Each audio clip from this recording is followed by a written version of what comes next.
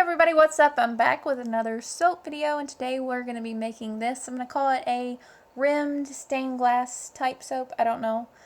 This is actually a collab with Sara, and she made an awesome soap for you guys. I think hers is Sara Ada. Definitely go check it out. She has some really cool and unique videos, and if you like soap videos, definitely worth watching.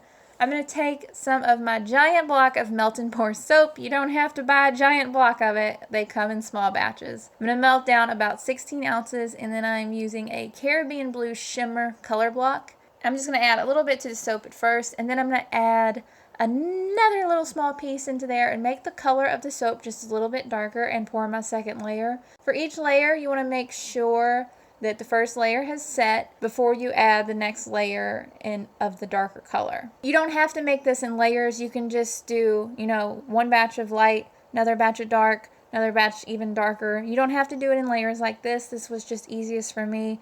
I've already done this. If you've been on this channel a long time, you've seen me do this one before because I'm using those embeds for this project. So I'm just going to keep pouring those layers, and then you'll see they come out with a nice kind of gradient look.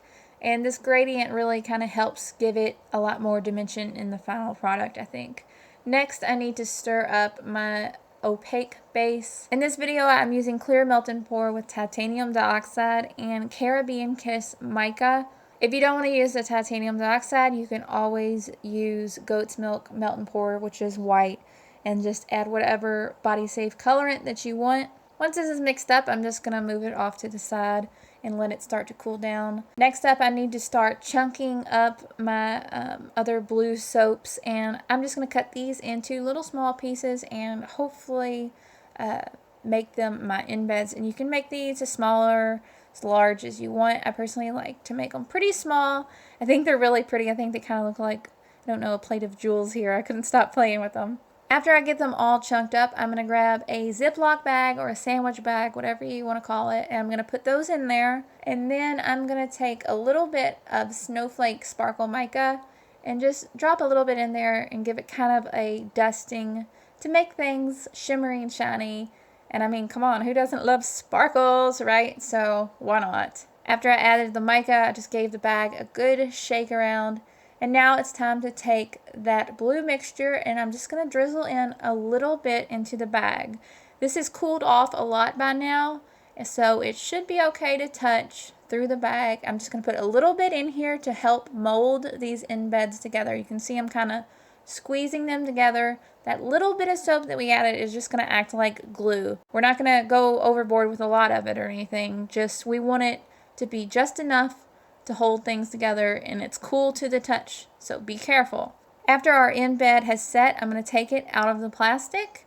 I'm just going to rip my plastic bag off of this, and I'm then going to coat it in rubbing alcohol so that we'll have no trouble at all putting it into our container.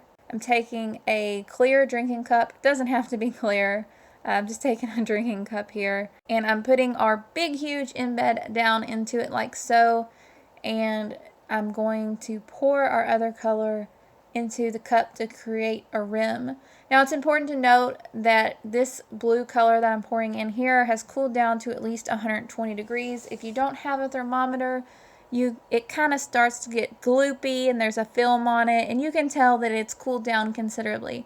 If you pour it too hot, you risk melting your embed, you risk melting your cup, which will be a disaster. Just be careful with your temperatures. I'm going to spray it with rubbing alcohol to get rid of the bubbles, and I'm going to let it set up. After it's set up, I can peel this cup right off, no big deal.